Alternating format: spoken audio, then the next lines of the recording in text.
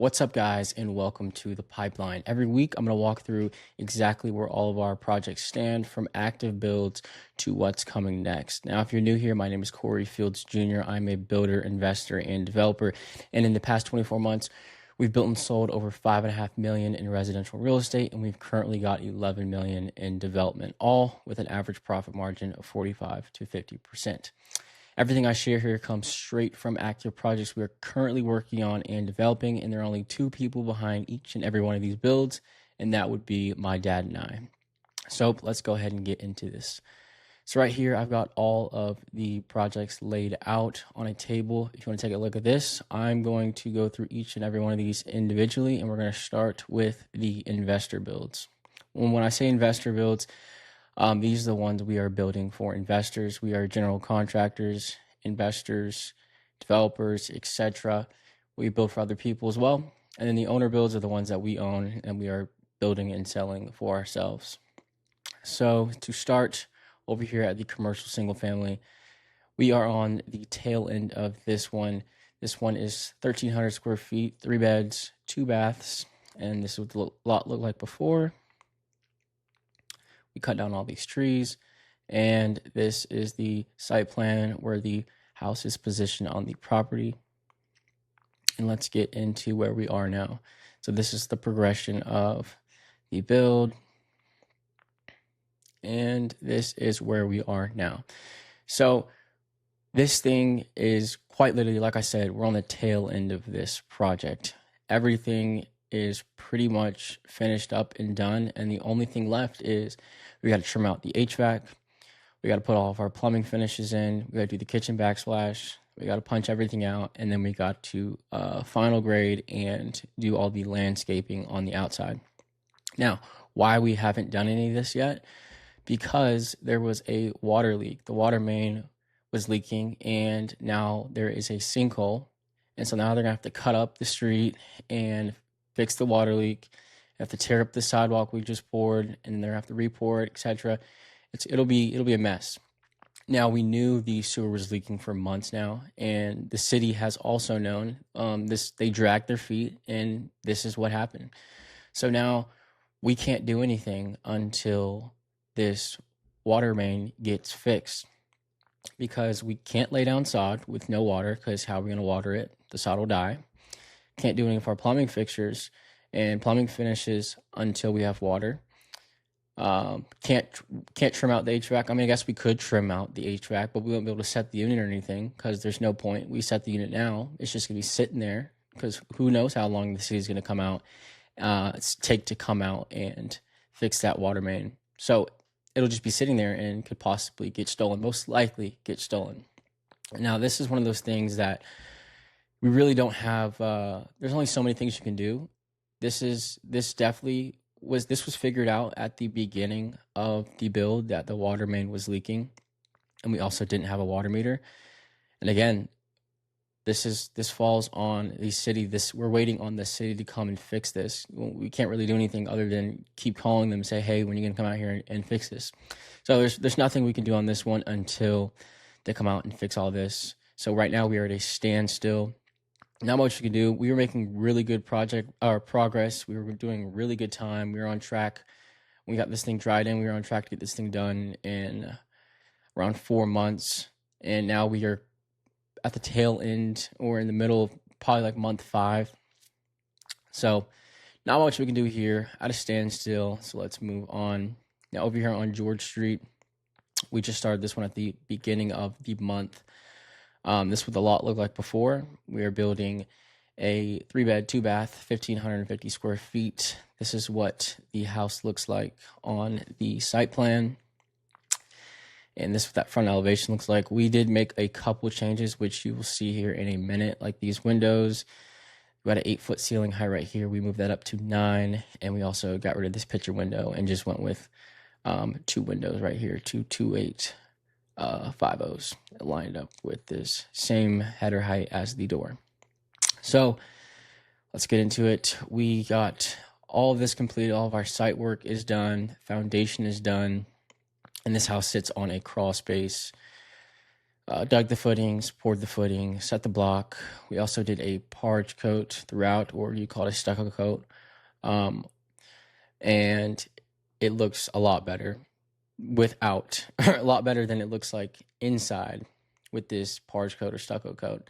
And right here, you can't really tell because it isn't dried yet, but you'll be able to see here in a minute.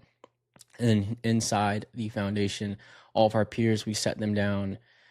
We dropped them 12 inches so that we wouldn't have to use hangers for the floor system. And you'll see that over here. So that way these joists sit directly on this beam, on this tripled up 2x12, or these tripled up 2x12s right here. Those joists sit directly on top of them, and that's why we drop the piers 12 inches, so that we wouldn't have to use hangers in here. Save a little bit of money. All right, so we got this thing framed up, ready to go, and then last week, or this past week, we got it completely dried in. Roof is installed, siding's installed, windows and doors installed. Everything is in. This house is fully dried in, ready to start rough-ins. And this is what I was referring back to before. These two windows right here, 2850. And then we put these two windows in right here. Now beforehand, like I said earlier, we just had some 3050s. And the way these were sitting on the inside, these would have been butted up quite literally right in between the wall or right next to the wall that splits up these two rooms. And that would just look really weird on the inside. So we went ahead and just changed that, put the 3060s in here. Looks a lot better on the inside. Where's that? Yep, it looks way better on the inside. You see beforehand, there'd just be one 3050 pressed up against this wall right here on both sides, and it would just look weird. So that's that. Everything is ready to go. We are going to have, we've already laid out the plumbing. Plumbing will be there. Plumbers are probably there right now. I'm filming this on Monday. I'm going to be doing these every Sunday, but plumbers are there right now. We'll get HVAC in there this week and the electrician. So all of our rough-ins will be done this week, as well as we're going to get the outside painted. We'll probably get the gutters put on. Getting those gutters put on immediately is going to be a necessity because of how this lot slopes. If we got some heavy rain, that could be a serious problem. All that water from the roof would be dumping onto this lady's property. So it's going to be pretty crucial that we get those gutters put on and we go ahead and figure out how we're going to do our water management with a rain garden, etc. But that's pretty much it. We also are going to do we already got the waterproofing guys will be here today as well. We've already marked where we're going to, where they need to stop with the waterproofing, because we are going to have to backfill along this foundation to hide all of the footings. So we'll get that done this week as well. And it's probably it's going to take about 2 loads of dirt to really get this thing backfilled. But yeah, this is really not an ideal lot. As you can see, we've got a pretty mean slope going throughout this whole thing. So really gonna have to fill on 3 sides of the thing. It's not gonna have to fill on this side, but all these 3 sides, front, the side, and the back, are definitely gonna have to get backfilled for sure. All right, so that's pretty much it for this one. Like I said, all that's gonna be done this week, and we are cruising. We're making pretty good time on this, and it's pretty much downhill from here. We got this thing dried in, and that's that. And we're also going to, when I said the plumbing rough-ins, we are also going to tie in to the sewer as well. And I'll probably make a separate video on that, because like I said, this lot sits on a steep hill. So that lateral is super deep in the ground, because you have to have a certain degree of fall with all your lines, with all the lines coming out of the house and then going into the main. So that'll be pretty interesting. I'm pretty sure it's at least, that manhole looks like, we didn't pop it up, but we kind of stuck our eye in there, and I'm pretty sure it's about like 14, 15 feet deep. So it's pretty deep, and that'll be pretty cool when they dig that up and find the lateral. Moving on, Andrew's single family. This one is going to be the same floor plan as the commercial build. Same floor plan, same footprint, just a different lot. This one, same 1,300 square feet, 3-bed, 2 baths. And this is what it looks like on the site plan. And we're actually going to move it over 5 to 6 feet, because right now it is pretty much sitting on this hill right here. And if that were the case, if we were to actually set the house right here, we'd have to dig all this up on the side and do a retaining wall. Pretty much rip all this up right here and then run a retaining wall along this side. And that's not what we're trying to do. So we're going to have to move this thing over about 5 feet, and that'll let that front corner of the house, or this corner right here, instead of it sitting right here, it'll sit somewhere in here, and we won't have to do a retaining wall on this side. And we also brought in 6 loads of dirt to build up that pad, because again, as you can see here, everything's sloping in. So that way we can build that foundation up and that pad up, so that way it's not sitting so deep in here. Because again, when it rains, all this water is just going to run down here, and we have to figure out a way to combat that. So that's why we're going to build this pad up, so that this water, all the water isn't going to be running directly towards the foundation. Now this in the back, probably going to have to do a retaining wall, but again, this isn't one of ours. They're going to have the final say. The investors are going to have the final say on what they want to do there. If it were mine, I would definitely do a retaining wall, because this back here looks pretty rough. But that's pretty much it for this one. We're going to get this pad built up this week, and that's it. Prep the pad and get that foundation ready to pour. That way we can get going on this one. Moving on to the owner builds. We'll start with Baker single family. This one is 1,580 square feet, 3-bed, 2 baths. And this is what that front elevation looks like, as well as the others. You're probably thinking, what is this? This house looks really old. It looks like why are you building a new build that looks like an older house that was built in the 70s? Well, this property sits in a historic district.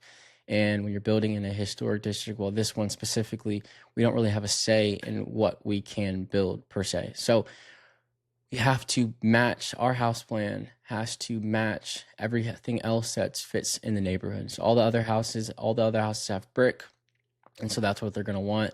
They're also making us do, they want wood windows, all wood windows, and we also can't do a garage, so we had to do a carport. So these are all kind of inconvenient, but it all works out because, again, all the houses in the neighborhood, they look pretty much the same. They all have that older look, and that's the whole reason why this historic district is a thing, because they want to preserve the look of the neighborhood. Now, this one isn't all too sexy, but we are not building for Instagram. We are building for profit, and this house will most definitely profit. So this is what the lot looked like beforehand. We cleared all this out. A lot of tree work, not a lot, but a decent amount. And this is what the site plan looks like, where the house will be positioned on the lot. And as you can see here, we are sitting pretty tight up against these building setbacks. So we're going to have to be pretty dead up when we set this foundation, because we don't have a lot of room. We don't have really much any room to deviate from the plan. So all this has to be dead up. So we had the surveying company come out and stake out the house, so everything was dead up and we know exactly where everything needs to sit. Normally we stake the lots ourselves, but with this one, with it being so tight up against these building setbacks, we went ahead and had them come out and stake it out for us. Now, this foundation is going to be on a slab, but it's not going to be as straightforward as you would think. We're going to have to do some walls right here, because you come over here and look at this front elevation. This carport actually sits down, so this would be the first floor level all up in here, and this carport, we're going to have to do some walls in here. So we're going to have to do a poured wall over here, poured wall on this side, poured wall over here, and I'll show you what that looks like on the site plan. So this is the carport, and these are where the poured walls will have to be. So we're going to do poured wall here, and a poured wall on this side. And the rest of this will just be a straightforward slab. So it's not super complicated, but it's a couple extra steps. And we should have, I really wish we could have got started with this one earlier. This one's been kind of on the back burner for a while now. But the past couple months, we've been busy finishing up a couple other projects. So yeah, that's pretty much it with this one. Everything's ready to go. Simply next steps are quite literally just getting this foundation poured up. We might have to do a little bit more grading over here, but that's no problem. When the foundation guys get over here, they'll just move a little bit of dirt wherever they need it to get everything set for their walls and the slab, and that's that. So hopefully we can get this thing formed up and ready to go in the next week or so. Moving on to Northwest single family. This one is going to be 1,800 square feet, 3-bed, 2.5 baths. And this one is going to be much nicer than the Baker plan, higher price point. Now, this one in particular, we've built 2 houses on the same street, and this lot or this street has had our best comps. So we got fresh comps of houses that we just sold in the past 6 to 8 months over here. And we built modern houses, but this one is not modern. This one's not gonna, I should have put a picture of the other ones in here, but the other ones, the roof pitch was a slanted modern roof pitch, and it just had that modern look to it. But this one's a little bit different.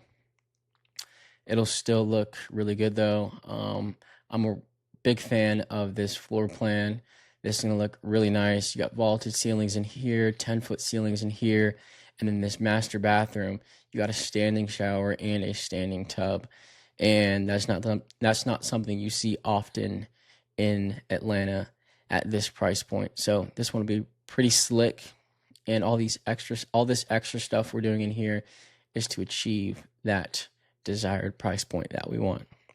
Now, this is what the house will kind of look like. We're probably not going to do all these stone or paint it black, but this gives you a general idea on what it'll look like. Over here, we've got a mock site plan. This isn't the finalized site plan. We are still getting everything permitted and should see that coming out in the next month or so. But this is where it'll be positioned on the property, or an idea of where it'll be positioned. We're actually going to move this house up a good bit. It'll be sitting on top of this abandoned sewer main. And that's what this is right here. There's a manhole sitting dead center of the property, essentially. And that scared a lot of people away because they thought it was an active sewer main, but it is not. It is an abandoned sewer line. And we already got the go-ahead from the city on what we got to do. Simply all you do is just bust it up, fill it in with dirt, gravel, and build on top of it, and it'll be totally fine. And that is that. So that's exactly what we're going to do. And this one's in permitting. Should see that one come out in the next month or so. So that is that. Moving on to the Austell Townhomes. We are building 10 units. They'll be around 1,500 square feet. It'll be 3 stories. It's going to have a basement garage type deal on the back side where you just pull around and park. But we are going horizontal right now. Now, we haven't started any construction yet because we are still piecing everything together and lining everything up, but we should be ready to go in the next few weeks. We've already got all the materials lined up. Now it's just getting this labor figured out and situated. So how this is going to go is we are going to start with the utilities, meaning we're going to get all of our all these sewer lines set and ran up and through here. Same thing with the water. We'll get all that situated. And then after that, we'll start on our underground detention pond and then go from there. But those first steps will definitely be getting those utilities in because we can't really do anything until those utilities are set. So I'll probably dive deeper into this in another video because it's a lot to unpack here and I don't want to spend too much time on it. But I will say we do have an easement with this development right here, this neighborhood, this townhome development right here to go in because we're gonna have to tie in from this manhole right here. So we'll have to come in here We're going to have to rip all this up because we're probably going to open cut it. I don't think we're going to jack and bore up under all this because all the bids we've got have been way too expensive. And we are not doing any of this turnkey. We are doing all the development ourselves, meaning we are going to have to source labor and all of the materials that goes for everything that's going to go into this project. So that's that. It's unfortunate that we're going to rip all this up, but it's got to be done. That's that. Not going to spend too much time on this one, but this is what the lot looks like beforehand. Or we've actually cleared out all these trees. We just need to get the tree crew out there to run all these little pine trees to the chipper, chip all that up, and then after we get all this cleared, we can go ahead and put all of our BMPs and we'll be ready to go. So we should be seeing some action on this in the next few weeks. We are just about ready to get started. Again, like I said before, a lot to unpack here. So I'll probably cover a lot of this in another video. Now moving on to the Smyrna Enclave. This one's going to be 5 units. Each of these are going to be about 2,500 square feet or somewhere around there. 3 bed, 2.5 baths. Now, originally, I talked about this one in the how to get new construction video. Originally, we tried to do townhomes. County said no, so we had to go 5 single families. And so that's what we're working on right now. We are still working on getting that land disturbance permit, but this is what the lot looks like now. And this is what it looked like last year when we cleared out all the trees. We had to actually demo a house and 2 trailers. A lot of work to get all that out of here, and very expensive. But we're going to have to do it all over again because everything has grown back in and it is completely overgrown. So I'll cover more of this as we get closer to getting that land disturbance permit. But yeah, that's it for this one, and I'll move on over here to the Hiram 2-lot/4 lot. These will be single families. And I say 2-lot/4 lot because we are still deciding whether or not we're going to do 2 lots or 4 lots. Now, this is a property that we just picked up. Same with this one. But the main difference right here with this one between 2 lots and 4 lots, and to break it down in the easiest way possible, no matter what we do, we're going to have to tie into the sewer over here. Now, we don't have access over here on this side of the street or this side, so we will have to tie in over here because we already have an easement in place that allows us to just go ahead and tie in over here. So we're going to have to tie in regardless because we're within 1,000 feet of sewer. Can't do septic, so we have to tie into sewer regardless whether it's 2 or 4. Now, if we go above 2 lots, then it's considered a development. And with the development, you're going to have to do stormwater and detention, curb and gutter, the whole 9. Anything above 2 lots in this county, they're going to treat it like a big development. Like it might as well be a 200 lot neighborhood if it's over 2 lots. So that's kind of the big deal. But the main thing is the detention pond. The detention pond is what's going to really determine whether or not we're going to go 2 or 4. It's not about the price of the detention pond. We already know how much it's going to cost. It's more so the time that it's going to take to get this thing permitted. How long is it going to take us to get this thing replatted and get that land disturbance permit to actually get started? Now, I've ran the numbers on this, stress tested a million different scenarios, and it actually makes way more sense to go with 4. But again, it's not about the price per se of how much all it's going to cost. It's more so about the time. 4 lots would definitely yield much more than 2, but it's about getting this thing started as soon as possible. Because, again, spending 12 months on getting this thing replatted, it's for 4 lots. It can make sense, but that's really not our model right now. We're not really trying to spend too much time getting these things replatted and whatnot. We're trying to turn and burn. There's going to be, we pick up deals all the time, and we're not trying to sink and sit on this lot for 12, 18 months for only 4 lots. That's just not how our business model is right now and how we're moving.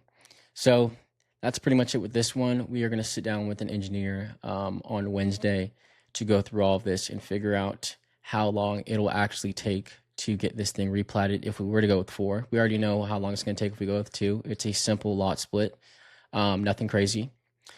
But yeah, we have a pretty good idea of what we're going to do here.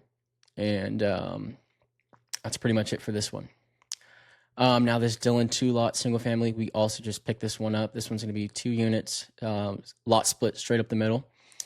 Houses are going to be anywhere from 1,800 to 2,000 square feet, right in that range. We are not going to overbuild for this neighborhood, not going to build anything smaller, anything bigger than what's already over here. Now this lot does not have access to sewer, so these houses are going to be on septic. We already got a preliminary soil test. Went out there the other day with a soil scientist, and he did a couple bores. He wasn't able to do a full-blown soil test because it's so overgrown over there, and you can't even walk back there. And not only that, there is some homeless people living over here, and it's like a homeless village. So whenever we clear all this out, it'll probably be at least 6, 7, 30 yards worth of trash that we're gonna have to haul out of here, on top of all the tree work that's gonna have to be done. So this one's pretty straightforward. It'll just be a basic lot split straight up the middle, and that'll be that. So next steps, we're gonna get that. We already got our preliminary soil test.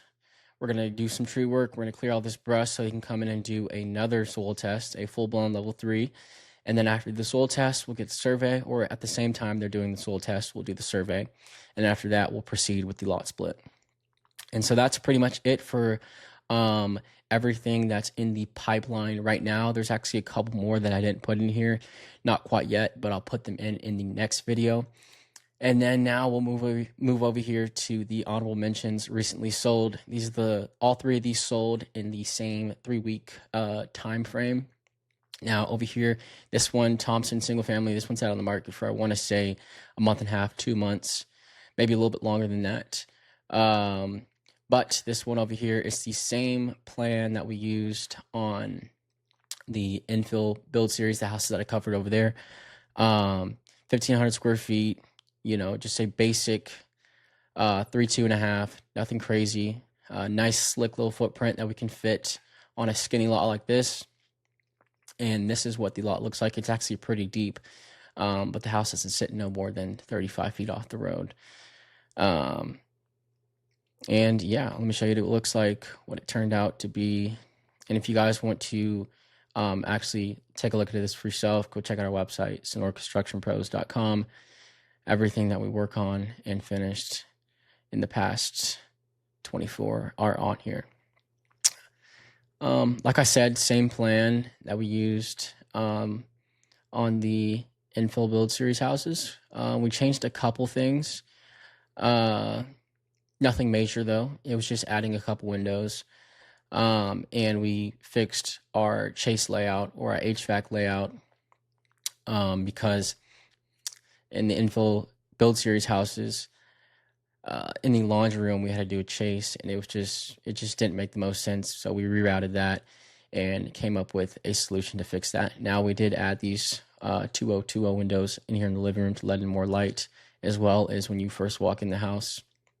But yeah, same layout. Won't spend too much time going through all of this, and we will move on to the next. But this one's just nice quality product, LVP throughout the essentially the entire house, other than the bedrooms. Master bathroom got tile. Upstairs bathroom, LVP. And yeah, that's pretty much it. So let's move on. Oh, another thing I wanted to mention. So when this project, or this house, went under contract, something that the buyer wanted was a fence. So we're like, yeah, sure, throw up a fence. So right after we threw up a fence on this one, went ahead and threw up a fence on this one. Now this house over here, 1,200 square feet. This would look like beforehand. Had to rip up an entire foundation. This lot, there's a lot that went into coming out of the ground on this one. And I can make another video about this one if you guys would want to see that. But a lot of showings on this one over here, but no offers until we put that fence up. So We put in the fence, and within a week of putting in the fence, offer, under contract, done deal. So this is how this one turned out.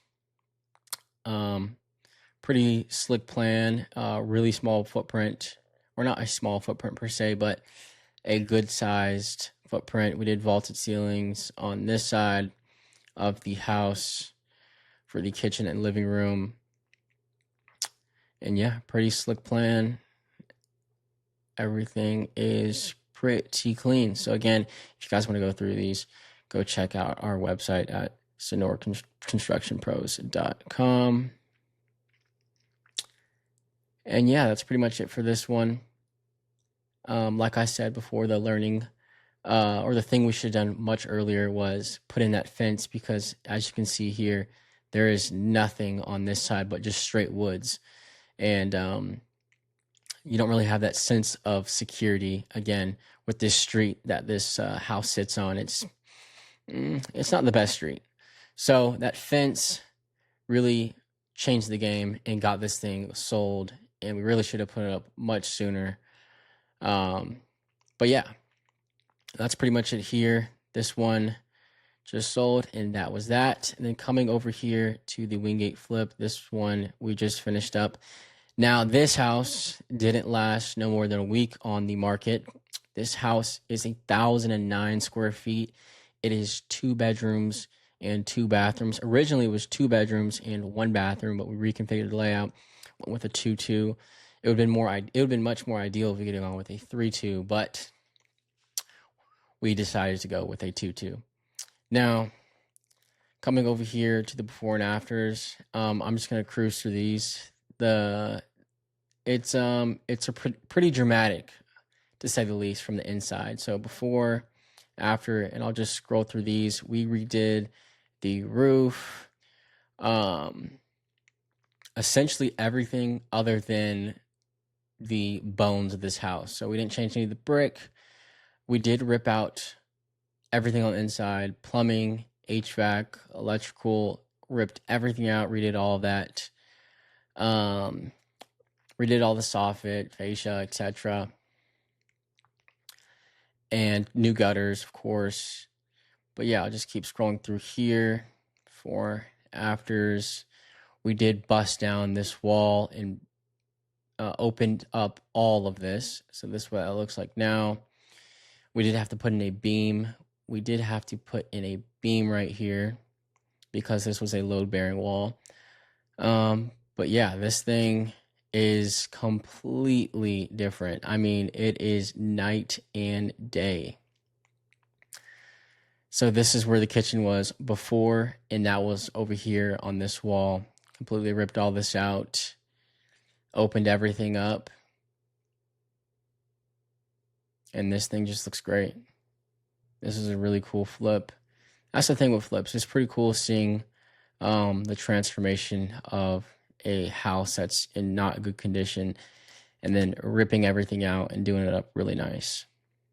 Now, we don't do flips very often, but when we do, it's because it's a really good deal, and this deal was a really good deal.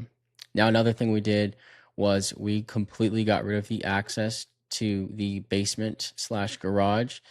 And when we did that, that allowed us to, we also busted out this wall. That allowed us to bust out this wall and move it over a little bit, which allowed us to put in the master bathroom. And so that's what this looks like right here. This is the master bathroom. Pretty big shower, basic vanity. This is what that second bedroom looked like before, after. Then that hall bath, or that second bathroom before, after. Again, just night and day. A lot. We did a lot with this one. I mean, completely redid the whole thing on the inside. This is where the kitchen is now. This is before. This is after. Ran LVP throughout the entire house except the master bathroom. And yeah, that's pretty much it. Oh, did we do carpet in the? No, we did. We did LVP throughout. Yep. This was the back beforehand. We also put in a deck. Yep, that's not here anymore. But yeah, this is what everything looks like. This thing turned out really nice. But yeah, like I said, I'm gonna do another video on this one, and I'll go out there and actually break down everything we did because it was a lot. Now, this house, it wasn't a big house, but everything that went into turning this thing around and flipping it was almost the same thing as new construction, essentially, other than the foundation and actually like the bones and the structure of the house. So it's basically like the house is already dried in, and we had to do everything after drying. So that's what it looks like. These are just the finished photos, and I'll just cruise through some of these at a better look. And again, I'm going to put these on the website. So if you guys want to see these, go check out SonoraConstructionPros.com.